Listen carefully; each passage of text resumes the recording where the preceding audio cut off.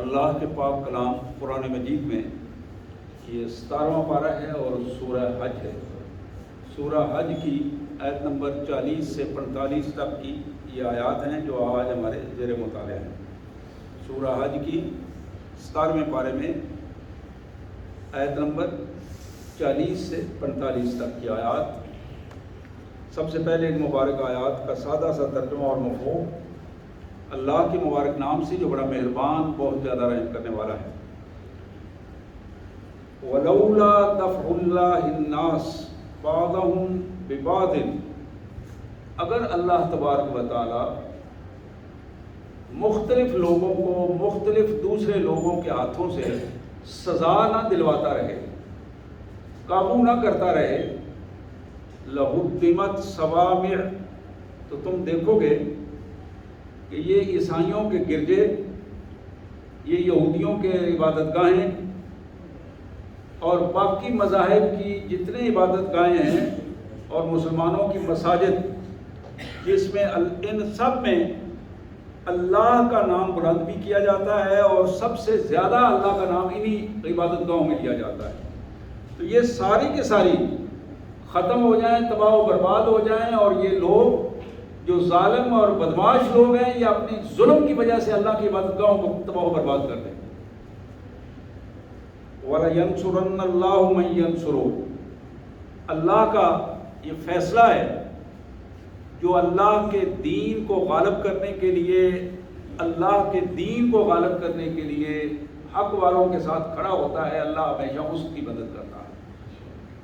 وَلَيَنْصُرَنَّ اللَّهُ مَن يَنْصُرُهُ، اللہ اس کی مدد کرتا ہے، اس کے ساتھ کھڑا ہوتا ہے، اللہ اس کی پشت پناہی کرتا ہے جو اللہ کے دین کی پشت پناہی کرتا ہے، جو اللہ کے دین کے لیے خالص اور مخلص ہو جاتا ہے۔ ان اللہ لقوی عزیز، اور یہ بات یاد رکھو کہ اللہ ہی طاقت والا ہے اور اللہ ہی طاقت کو استعمال کرنا جانتا ہے۔ قوی انتہائی طاقتور، عزیز اپنے فیصلوں میں غالب، اپنے فیصلوں کو نافذ کرنے والا۔ الذین ان مکناہم فی الارض، جب ہم اپنے بندوں کو زمین میں اقتدار دیتے ہیں، تمکنت دیتے ہیں، عزت دیتے ہیں، اقاموا الصلاۃ، تو پھر ان ہمارے بندوں کا پہلا کام یہ ہے کہ ہمارے حکم کے مطابق ہمارے عبادت کا نظام اس پورے ماحول میں بنا دیں۔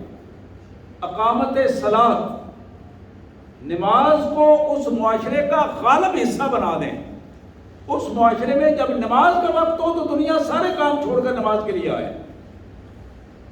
وَإِيتَاءِ الزَّكَاةِ وَآتَوُا الزَّكَاةَ، اور اپنی ساری معاشی پالیسیوں کو، اپنے مالی معاملات میں زکوٰۃ کو ترجیح دیں اور پہلے نمبر پر اللہ کے حضور اس حکم پر عمل کریں۔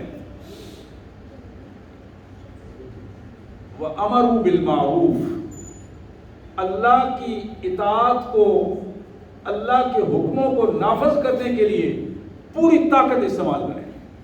وَأَمَرُوا بِالْمَعْرُوفِ، حکماً اللہ کا قانون نافذ کریں، اللہ کے قانون کے نفاذ میں کوئی رحم کی کیفیت نہ ہو۔ وَنَهُوا عَنِ الْمُنكَرِ، اور پھر ہمارے ان بندوں کی چوتھی خصوصیت یہ ہے کہ وہ اللہ کی نافرمانیوں کو پوری قوت کے ساتھ ان کے لیے سد راہ بن جاتے ہیں۔ اللہ کی نافرمانیوں کو روکنے کے لیے اپنی پوری طاقت اور پوری صلاحیتیں لگا دیتے ہیں۔ یہ چار کام کرنے کے بعد وَلِلَّهِ عَاقِبَةُ الْأُمُورِ، جتنے عمل اور جتنی محنت اور جتنی صلاحیتیں وہ کھپا رہے ہیں، ان سارے کے نتائج حاصل کرنے کے لیے اللہ کی طرف بات کرے جاتے ہیں، اللہ تک معاملات پہنچا دیتے ہیں۔ یا اللہ ہم نے اپنی صلاحیت پوری کر دی ہے، ہم نے اپنا کام کر دیا، کہ نتیجہ نکالنا آپ کا کام ہے۔ وَلِلَّهِ عَاقِبَةُ الْأُمُورِ، تمام معاملات کا انجام کار اللہ ہی کے پاس ہے۔ اللہ فرماتے ہیں میرے رسول بَن يُكَذِّبُوكَ فَقَدْ كَذَّبَتْ، یہ جو مکے والے لوگ ہیں، آپ کے مخاطب جو لوگ ہیں، انہوں نے آپ کے پیغام کو جھٹلانے کی کوشش کی ہے، تو پریشان نہ ہوں۔ آپ سے پہلے قوم نوح کو بھی اسی طرح جھٹلایا گیا. قوم نوح نے حضرت نوح کو جھٹلایا, قوم عاد نے, قوم سمود نے, قوم ابراہیم, قوم لوط, مدین والوں نے, اور حضرت موسیٰ علیہ السلام کی قوم. جتنے بڑی بڑی قومیں گزری ہیں پہلے, ان کے ہاں انبیاء ہم نے بھیجے, انہوں نے انبیاء کو بھی جھٹلانے کی کوشش کی, ہمارے پیغام کو بھی جھٹلانے کی کوشش کی. تو پھر کیا ہوا؟ فَأَمْلَيْتُ لِلْكَافِرِينَ فَأَمْلَيْتُ لِلْكَافِرِينَ. ان منکروں کو, کافر کہتے ہیں منکر کو, ان منکروں کو جنہوں نے ہمارا حکم تسلیم نہیں کیا تھا, ان کو ہم نے ڈھیل دی. فَأَمْلَيْتُ, میں نے ان کو ڈھیل دی کہ یہ سمجھ جائیں, ان کو موقع دیا. ثُمَّ أَخَذْتُهُمْ, جب وہ نہیں بدلے تو پھر میں نے ان کو قبض کیا. فَكَيْفَ كَانَ نَكِيرٌ. آج بھی نمونے کے طور پر اللہ فرماتے ہیں, میں تمہیں بتا رہا ہوں, جا کے دیکھو تاریخ میں کہ ہم نے ان کا کیا حال کیا تھا. فرعون کا کیا حال کیا تھا, نمرود کا کیا حال کیا تھا, قوم عاد قوم سمود کا کیا حال کیا تھا. فَكَيْفَ كَانَ نَكِيرٌ. تم دیکھ سکتے ہو ان کو, آج بھی ان کی کیفیات تمہارے سامنے تاریخ کا اہم ترین حصہ ہے. فَكَأَيٍّ مِّن قَرْيَةٍ أَهْلَكْنَاهَا وَهِيَ ظَالِمَةٌ فَهِيَ خَاوِيَةٌ عَلَىٰ عُرُوشِهَا.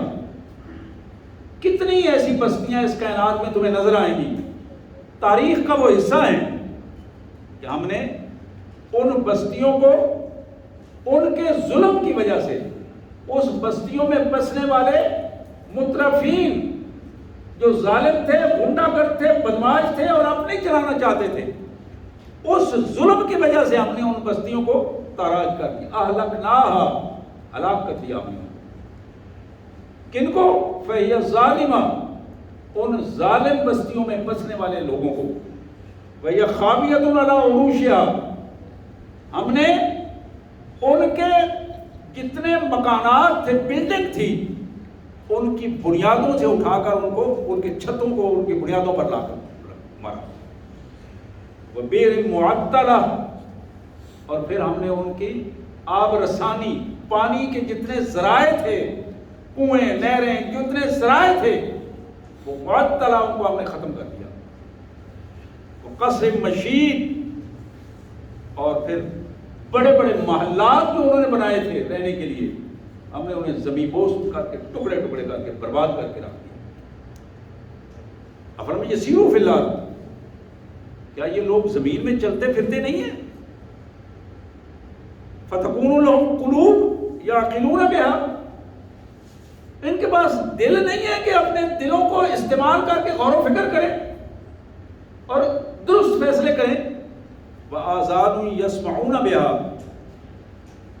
ان کے پاس کان نہیں ہے, سننے کی صلاحیت نہیں ہے, یہ سن نہیں پا رہے, وقت کے تقاضوں کو کیوں سماعت نہیں کرتے, وقت کی ان اعلانات کو کیوں نہیں سنتے جو قدرتی اعلانات ان کے کانوں میں پڑ رہے ہیں کہ اب یہ ہونے والا ہے, وہ آثار ان کے سامنے آ رہے ہیں. فَإِنَّهَا لَا تَعْمَى الْأَبْصَارُ, لوگوں سن لو, آنکھیں اندھی نہیں ہوتی. فَإِنَّهَا لَا تَعْمَى الْأَبْصَارُ, آنکھیں اندھی نہیں ہوتی. وَلَٰكِن تَعْمَى الْقُلُوبُ الَّتِي فِي الصُّدُورِ, سینوں میں پلنے والے جو دل ہیں وہ اندھے ہو جاتے ہیں, دل موٹا ہو جاتے ہیں, دل اندھے ہو جاتے ہیں. وَيَسْتَعْجِلُونَكَ بِالْعَذَابِ, میرے رسول یہ تمہارے پاس آ کے بار بار عذاب کی باتیں کرتے ہیں, لے آؤ. وَلَن يُخْلِفَ اللَّهُ وَعْدَهُ, یاد رکھو اللہ نے جو عذاب کا وعدہ کیا ہے, اگر تم باز نہ آئے تو وہ پورا کرے گا وعدہ. وَإِنَّ يَوْمًا عِندَ رَبِّكَ كَأَلْفَ سَنَةٍ مِّمَّا تَعُدُّونَ, جسے تم ایک دن کہتے ہو, اللہ تعالیٰ اس ایک دن کو تمہارا رب 1000 سال کے برابر شمار کرتا ہے, اور یہ ہے وہ تمہیں جو مہلت دیتا رہتا ہے. اور ہاں, ہم تمہیں یہ بھی بتائیں, پہلے تو کئی بستیوں کی بات کی. وَكَأَيٍّ مِّن قَرْيَةٍ أَمْلَيْتُ لَهَا وَهِيَ ظَالِمَةٌ ثُمَّ أَخَذْتُهَا وَإِلَيَّ الْمَصِيرُ, جب بھی کوئی بستی ظلم و جور کا ماحول پیدا کر دیتی ہے, کوئی آبادی, کوئی ملک, جب اس میں ظلم عام ہو جاتا ہے, وَهِيَ ظَالِمَةٌ, یہ بار بار یہ الفاظ قرآن کہہ رہا ہے, کیونکہ ظلم اللہ تبارک و تعالیٰ کو کسی صورت میں, شرک سب سے بڑا ظلم ہے, مشرکانہ رویے, اور پھر انسانیت کے حقوق کو پامال کرنا. اللہ فرماتے ہیں کہ کتنی ایسی بستیاں تھیں املیت لہا، ہم نے بار بار انہیں مہلت دی، بچ جاؤ درست ہو جاؤ، املیت لہا، بار بار انہیں موقع دیا، لیکن کیا ہوا؟ اس موقع سے انہوں نے فائدہ نہیں اٹھایا، مسلسل ظلم کرتے رہے، ثم اخذتها، پھر ہم نے انہیں قابو کیا، اور پھر قابو کیسے کیا؟ وَإِلَيَّ الْمَصِيرُ، اور انہیں یہ معلوم ہو گیا کہ اصل فیصلہ تو ہمارا ہے، آنا تو ہمارے پاس ہے، ٹھکانا تو ہمارے پاس ہے۔ سبحان اللہ وبحمدہ، سبحان اللہ العظیم وبحمدہ نستغفر اللہ۔ یہ آیات 17واں پارہ سورہ حج آیت نمبر 40 سے 45 تک کی آیات تھی جو میں نے تلاوت کی۔ بار بار میں اس لیے بتاتا ہوں کہ ان کا مطالعہ کریں گھر میں جا کے، ضرور فارغ وقت میں بیٹھیں، اپنے بچوں کو سنائیں، بہن بھائیوں کو سنائیں، ان آیات کو سنائیں، مل کے مطالعہ کریں قرآن مجید کا۔ یقین کریں کہ صرف نجات کا ذریعہ جو ہے وہ قرآن اور حدیث ہے، کوئی تیسری چیز نہیں ہے۔ جو چیز ان کے مطابق ہے وہ نجات کا ذریعہ بن سکتی ہے، جو ان سے ہٹ کر ہے وہ قطعاً نجات کا ذریعہ نہیں ہے۔ اس نجات کے ذریعے کو اپنی زندگی کا اوڑھنا بچھوڑا بنا لیں۔ جتنی مہلت اللہ نے دی ہے، وہ 1 دن ہے، وہ 2 دن ہے، وہ 4 سال ہے، وہ 10 سال ہے، 100 سال ہے، اس مہلت سے فائدہ اٹھا کر اپنا تعلق قرآن مجید سے مضبوط کر لیں۔ قرآن سے جس نے تعلق مضبوط کیا، قرآن نے اس کو ڈوبنے نہیں دیا، قرآن نے اس کو گرنے نہیں دیا۔ تو یہاں اس کیفیت کو اللہ تبارک و تعالیٰ بار بار جھنجھوڑ کر اپنے بندوں کو بتاتے ہیں۔ سید عالم رحمت للعالمین صلی اللہ علیہ وسلم کا یہ فرمان بخاری شریف میں، مسلم شریف میں موجود ہے۔ حضرت عبداللہ بن عمر رضی اللہ تعالیٰ عنہ کی یہ حدیث، حضور فرماتے ہیں کلکم راعٍ وکلکم مسئول عن رعیتہ، تم میں سے ہر ایک بندہ ذمہ دار ہے۔ اس کائنات میں جس بندے کو ہم نے پیدا کیا ہے، انسان پیدا کیا ہے، وہ اس کو ذمہ دار بنایا ہے۔ کوئی بندہ یہ نہیں کہہ سکتا کہ میں غریب ہوں یا میں امیر ہوں یا میں معذور ہوں، اس کی صلاحیت کے مطابق اس کو ذمہ دار بنایا ہے۔ کلکم راعٍ، ہر بندہ تم میں سے ذمہ دار ہے، وکلکم مسئول، اور ہر بندے سے اس کی ذمہ داری کے بارے میں پوچھا جائے گا، جواب دہی ہوگی۔ یہ اس دنیا کا نظام ہے کہ دنیا میں بندہ رہ کر بھول جائے کہ مجھ سے پوچھا نہیں جائے گا، میرا تعلق کام آ جائے گا۔ یہاں لوگ جذبات میں آ کر کہتے ہیں، بڑی امت جو ہوئی رسول اللہ صلی اللہ علیہ وسلم کے، تو پھر چلے جائیں گے ان کے ساتھ۔ میرے پیارے بھائیوں، حدیث میں یہ الفاظ آتے ہیں، ایسے بدبختوں کو جنہوں نے اللہ کے رسول صلی اللہ علیہ وسلم کے دین کی خلاف ورزی کی ہے، اللہ کے دین کے ساتھ کھڑے نہیں ہوئے، کائنات کے رسول محمد کریم صلی اللہ علیہ وسلم اس دن انگلی کر کے الفاظ کہیں گے کہ سوکن لعنت ہو ان پر، لے جاؤ، میرا ان سے کوئی تعلق نہیں ہے، میرے امتی نہیں ہے۔ باوجود اس کے حضور فرماتے ہیں عارفون یعرفوننی، میں ان کو پہچان جاؤں گا، وہ مجھے پہچانیں گے۔ ہم مکرم معجلین، ان کے وضو والے اعضاء بھی چمک رہے ہوں گے کہ پتہ مجھے ہوگا کہ یہ میری امت ہے، کلمہ میرا پڑھتے ہیں۔ اس کے باوجود حضور نے فرمایا کیوں؟ اس لیے کہ فرشتے یہ الفاظ کہیں گے، اللہ کے پیارے حبیب آپ فَإِنَّكَ لَا تَدْرِي، آپ کو معلوم نہیں، یہ وہ ظالم ہے خُيِّرُوا بَعْدَ دِينَكَ، جن ظالموں نے آپ کے تشریف لے جانے کے بعد آپ کے دین کو بدل دیا۔ ان ظالموں نے اپنے جیسے انسانوں کو اپنے سامنے جھکایا اور ان کے سجدے کروائے۔ ان ظالموں نے اپنے جیسے انسانوں کو، ان کی معیشت کو، ان کے مال کو باطل طریقوں سے کھانے کی کوشش کی۔ ان ظالموں نے لوگوں کے حقوق پر ڈاکہ ڈالا۔ خُيِّرُوا بَعْدَ دِينَكَ، یہ وہ ظالم ہیں جنہوں نے آپ کے دین کو آپ کے تشریف لے جانے کے بعد بدل دیا تھا۔ تو اللہ کے حبیب صلی اللہ علیہ وسلم فرماتے ہیں کلکم راعٍ وکلکم مسئول عن رعیتہ، تم میں سے ہر ایک ذمہ دار ہے اور اس سے اس کی ذمہ داری کے بارے میں پوچھا جائے گا۔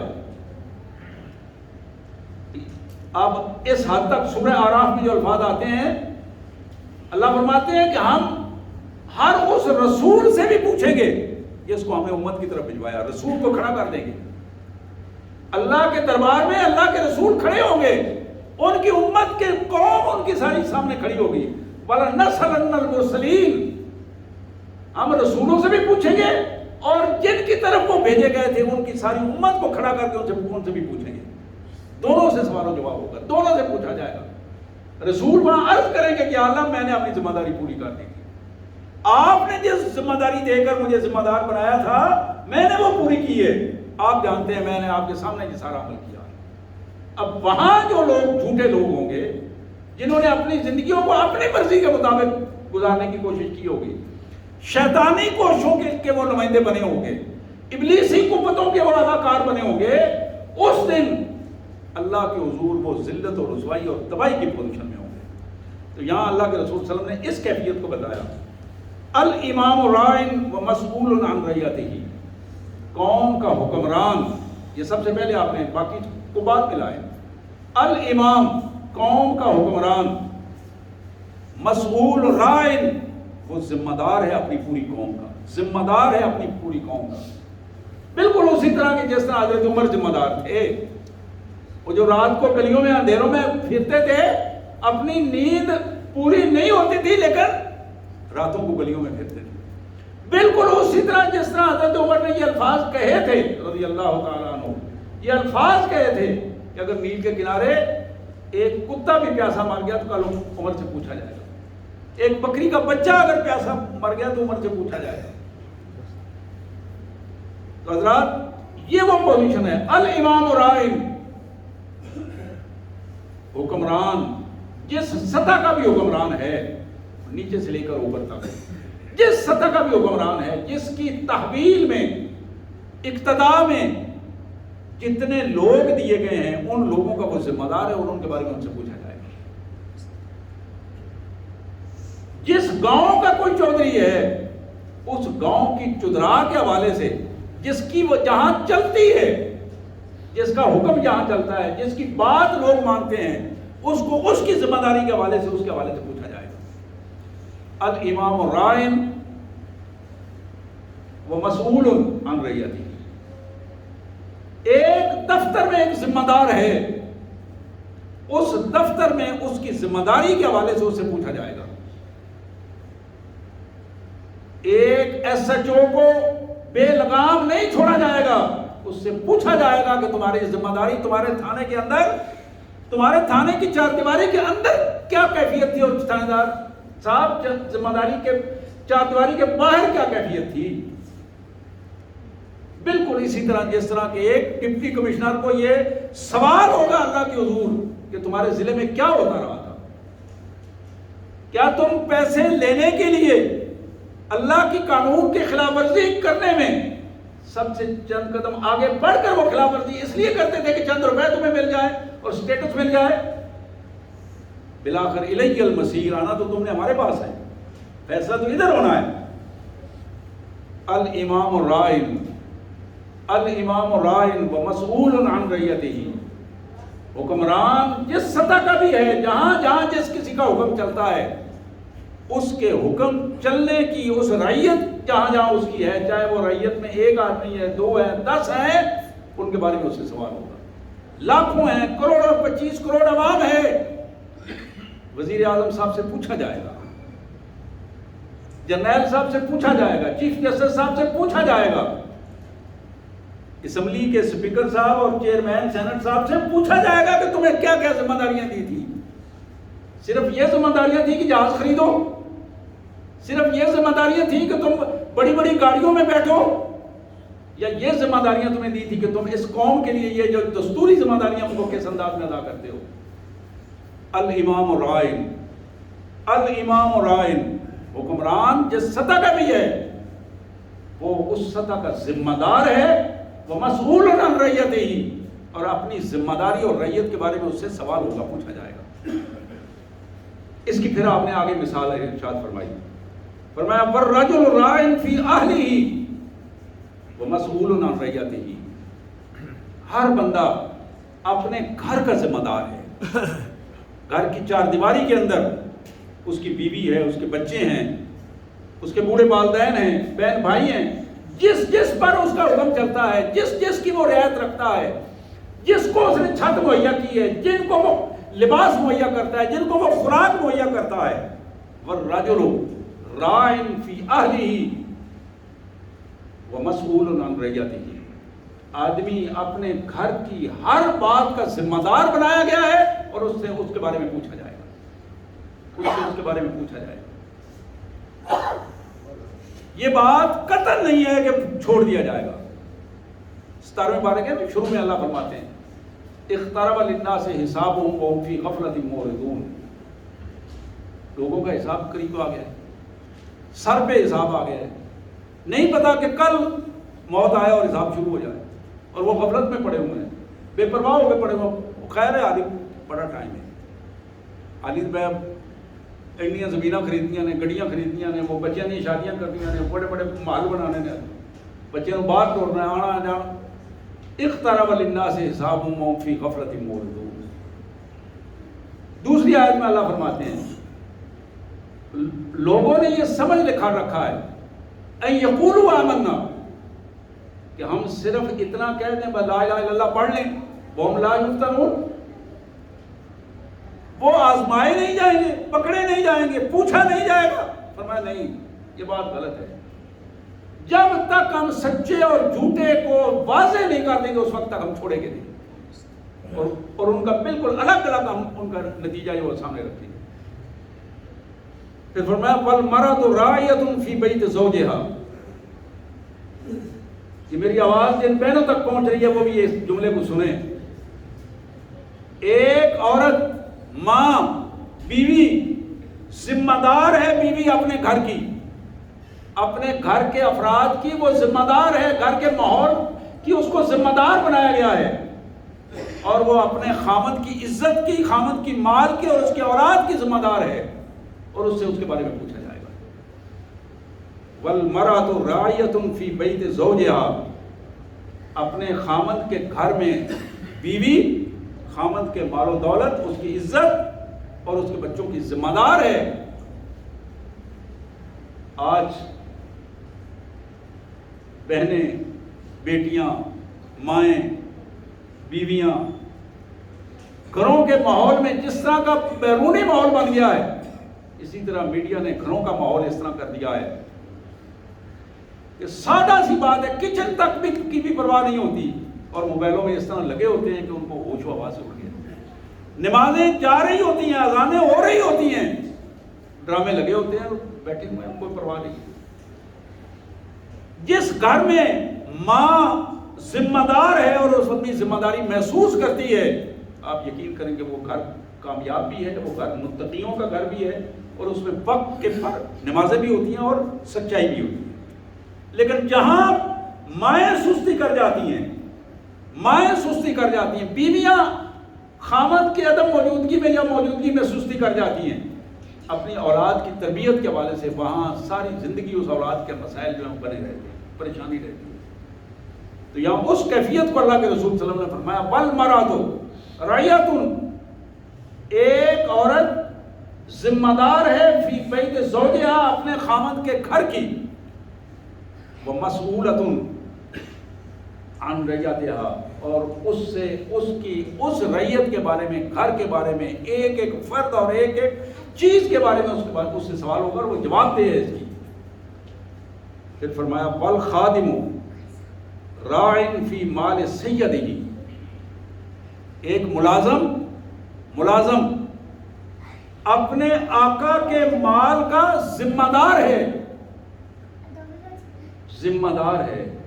اس سے اس کے مال کے بارے میں، اپنے جس کا وہ ملازم ہے اس مالک کے حوالے سے اس سے پوچھا جائے گا کہ تم نے دیانتداری سے وہ ذمہ داری ادا کی جو تمہیں دی گئی۔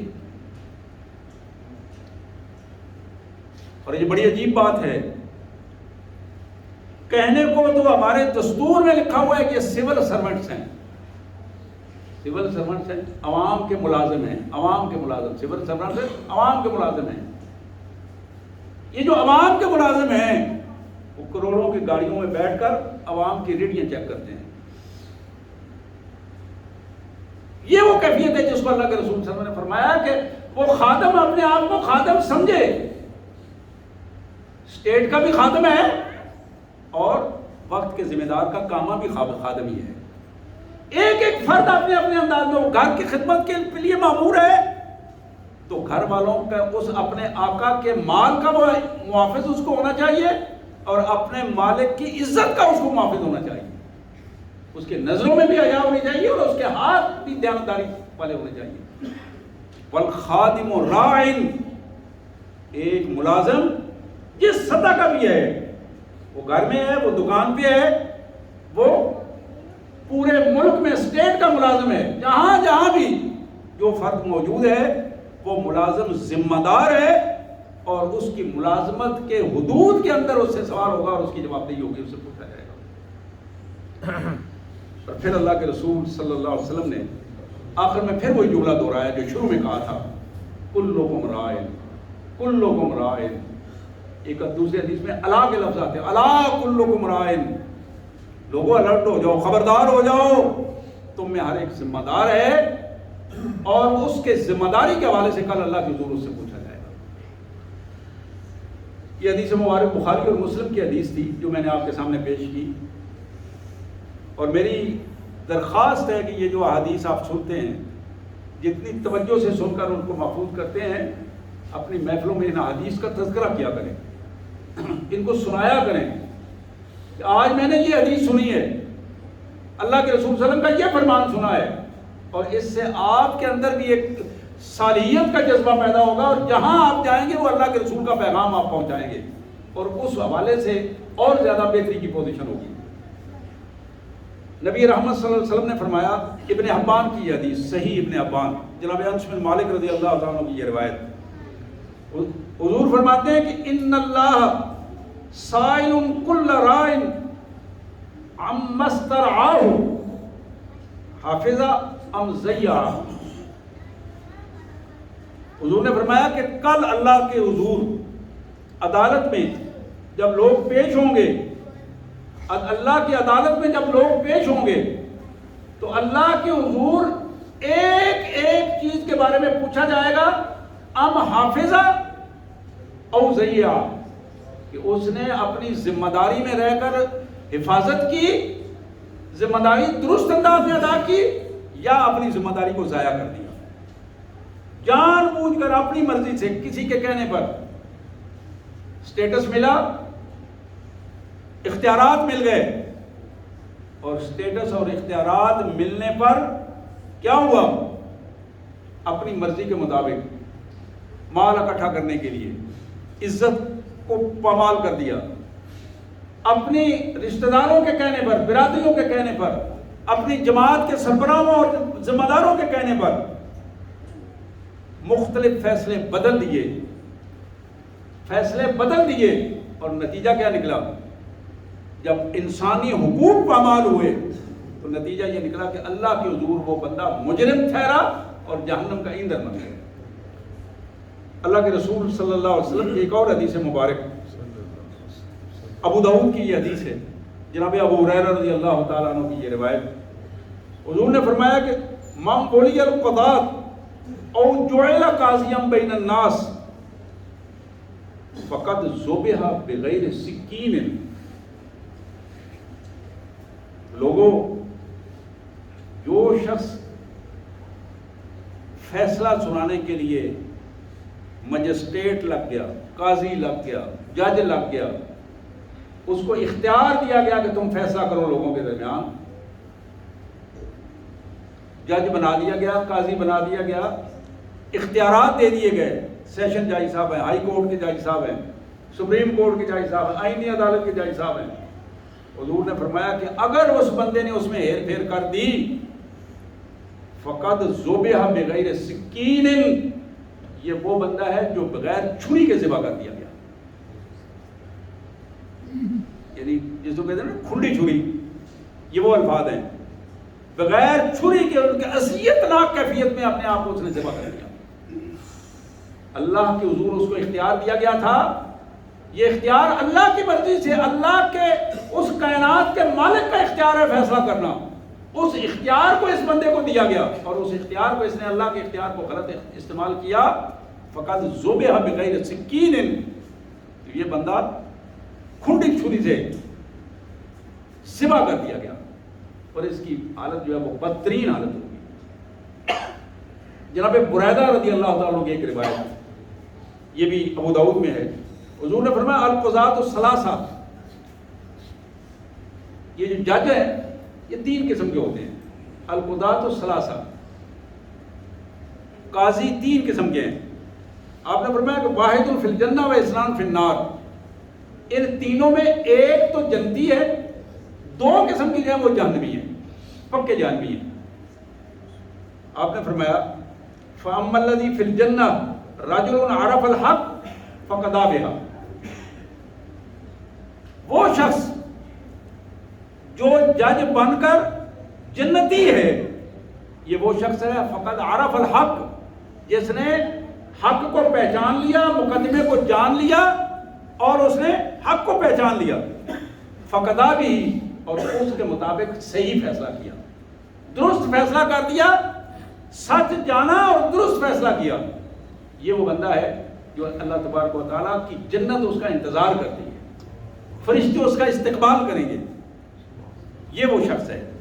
پھر آپ نے فرمایا دوسرا وہ شخص وجعل ورجل عرف الحق فجار فی الحکم فهو فی النار, وہ شخص جس نے پہچان لیا کہ مقدمہ کیا ہے, جان گیا, وہ کیس سامنے آیا, اسٹڈی کیا, جان لیا, پتہ لگ گیا کہ یہ جھوٹا ہے, یہ سچا ہے, یہ قاتل ہے, یہ مقتول ہے, پہچان گیا, فقط عرف الحق, جان لیا, لیکن ظلم کے ساتھ اس نے فیصلہ تبدیل کر دیا, سفارش سے فیصلہ تبدیل کر دیا, دباؤ سے فیصلہ تبدیل کر دیا, رشوت سے فیصلہ تبدیل کر دیا. فجارا, ظلم کیا اس آدمی نے, اب اس مدعی پر جو دعویٰ لے کر آیا ہے, ظلم کے ساتھ اس فیصلے کو بدل دیا, فهو فی النار, یہ جہنم میں چلا جائے گا. پھر آپ نے فرمایا کہ تیسرا بندہ فرجل قضا الناس علی جہل فهو فی النار, جس بندے نے جج کی کرسی پر وہ بیٹھ گیا, سفارشی تھا, صلاحیت نہیں تھی, مقدموں کو پہچان ہی نہیں سکتا, ہوش ہی نہیں ہے, عیاشیوں میں پڑا ہوا ہے, اس نے کبھی اسٹڈی کرنے کی کوشش ہی نہیں کی, جہالت کے ساتھ لوگوں کے فیصلے کرتا رہا, آدھے ادھر کر دو, آدھے ادھر کر دو, کوئی وہ سکھوں والا حساب. اللہ کے رسول صلی اللہ علیہ وسلم نے فرمایا یہ بھی پکا جہنمی ہے, یہ بھی پکا جہنمی ہے. حضرات, 2 قسم کی مثالیں ہمارے سامنے ہیں. جناب حمزہ رضی اللہ تعالیٰ, حضور کے چچا سید الشہداء حمزہ بن عبد المطلب, حضور کے چچا زاد بھائی بھی, یہ رضائی بھائی بھی ہیں اور چچا بھی ہیں. صحابی کہتے ہیں کہ حضور صلی اللہ علیہ وسلم کے پاس آئے, عرض کی یا حضرت کچھ چھوٹی موٹی ذمہ داری دے جڑو, تیرا بھی سلسلہ چلتا رہے. یہ الفاظ ہیں. الفاظ کیا ہیں؟ فقال اجعلنی علی شیء اعیش بہ, مجھے اللہ کے رسول کو ایسی ذمہ داری دے دیں جس سے میرا نظام بھی چلتا رہے. حضور نے پوچھا چچا اپنے آپ کو زندہ رکھنا چاہتے ہو یا مارنا چاہتے ہو؟ آپ ذرا اس چچا سے تعلق ملاحظہ کریں, تعلق تھوڑا نہیں تھا, اپنی فیملی میں سب سے زیادہ مقبول چچا ہے. پوچھا اپنے نفس کو مارنا چاہتے ہو یا زندہ رکھنا چاہتے ہو؟ انہوں نے کہا حضور میں تو اپنے نفس کو زندہ رکھنا چاہتا ہوں. آپ نے فرمایا علیک بنفسک, پھر اپنے نفس کو زندہ رکھو, اس ذمہ داری میں نہ پڑو, اللہ تمہارے لیے آسانیاں پیدا کر دے گا. اسی طرح ایک دوسرا فرق, جناب ابو ذر رضی اللہ تعالیٰ عنہ آئے, ایک دوسری حدیث عرض کی استعملنی یا رسول اللہ, میرے آقا مجھے کسی جگہ پہ چھوٹا موٹا کو حاکم بنا دیں, کو گورنر ہی دے دیں, کچھ چھوٹا موٹا, میں بھی کوئی سلسلہ کروں. اور ابو ذر یہ وہ بندہ ہے جس نے اپنی جان رسول اللہ صلی اللہ علیہ وسلم کے قدموں میں قربان کی تھی, زندگی لگا دی. یعنی یہ چھوٹے لوگ نہیں تھے, بڑے بڑے عظمت والے لوگ. حضور نے کیا فرمایا, ابو ذر یہ بتاؤ کہ تمہیں معلوم ہے یا بذر انک ضعیف وانھا امانہ، ابو ذر تم بڑے کمزور ہو اور یہ امانت بڑی ڈاڈی ہے، بہت ذمہ داری کی بات ہے۔ یہ جو گورنری ہے، یہ جو وزارت اعلیٰ ہے، یہ جو ڈی سی می سی کا سلسلہ ہے، یہ جو پولیس کی ذمہ داریاں ہیں، انہا امانہ وانک ضعیف، تم کمزور ہو، یہ بڑی طاقت والی اور بڑی قوت والی اور بڑے استحقاق والی چیز ہے، اپنے آپ کو کنٹرول کرنا اور پھر دیانتداری کے ساتھ اس ذمہ داری کو نبھانا۔ حضور نے فرمایا وَإِنَّهَا يَوْمَ الْقِيَامَةِ خِزْيٌ وَنَدَامَةٌ، قیامت والے دن یہ دنیا کے مرتبے ندامت، شرمندگی اور ذلت اور رسوائی کا باعث بن جائیں گے۔ ہاں إِلَّا مَنْ أَخَذَ بِحَقِّهَا وَأَدَّى الَّذِي عَلَيْهِ فِيهَا، ہاں وہ بندہ جس نے حاصل بھی میرٹ پر کی، اس کو ملی تو میرٹ پر ملی، اور پھر اس نے اس کا حق ادا کر دیا، یہ وہ بندہ ہے جو جنتی ہے، اور اس کے لیے اللہ تبارک و تعالیٰ آسانی پیدا کریں گے۔ میرے انتہائی واجب الاحترام بھائیوں اور بہنوں، آج کی اس پوری گفتگو میں میں نے جو بات رکھنے کی کوشش کی ہے، یہ وہ ذمہ داری اور ذمہ دارانہ رویے کی بات ہے۔ اگر ہم زندگی کے پہ ہمیں مہلت اگر تھوڑی بہت مل گئی ہے، تو اس مہلت کو ہم ذمہ دارانہ رویہ اختیار کریں، اور اپنی اس مہلت کو اللہ کے حضور اس انداز میں لے کے جائیں کہ کل ہمیں ندامت اور شرمندگی نہ ہو۔ اللہ ہمیں اس کی توفیق عطا فرمائے۔ وآخر دعوانا الحمدللہ رب العالمین۔